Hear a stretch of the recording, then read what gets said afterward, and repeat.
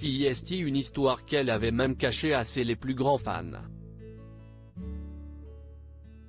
Alors qu'elle a accouché en octobre 2010 de ses jumeaux, Eddie et Nelson, nés de son union avec son regretté mari René Angélil, Céline Dion, qui sera le sujet d'un reportage sur W9 ce mercredi, aurait dû en réalité être maman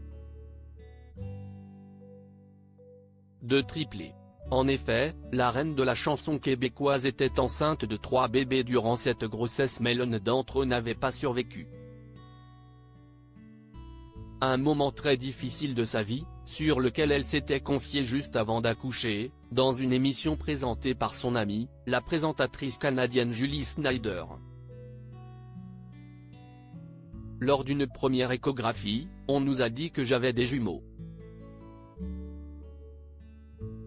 Puis à l'échographie suivante, les médecins semblaient inquiets. On s'est dit peut-être qu'il n'y en a qu'un, finalement.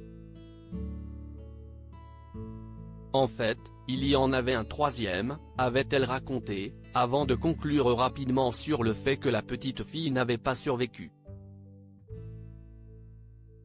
Cette perte déchirante, Céline Dion l'a plutôt mal vécue car son souhait le plus grand était justement d'avoir une petite fille, elle qui est désormais maman de 3 garçons, ses jumeaux ont un grand frère, René Charles, 21 ans.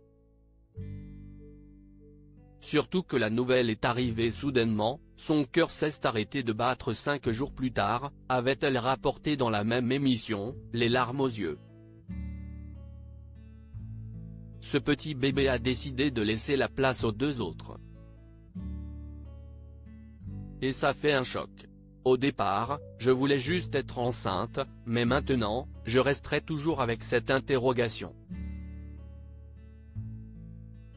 Moi qui souhaitais avoir une fille. J'ai gardé le placenta et je suis quand même habité par 3 petits bébés. Une solution aurait pu, ensuite, s'imposer à Céline Dion et son mari pour avoir la fille dont ils rêvaient tant, adopter un enfant et compléter leur famille déjà nombreuse. Mais la star n'a jamais passé le pas, malgré son envie, d'abord par manque de temps. Puis par manque de son époux, décédé en 2016, René Angélil a laissé la chanteuse avec leurs 3 enfants et il est sûrement impossible pour elle d'avoir un autre enfant après ce décès difficile.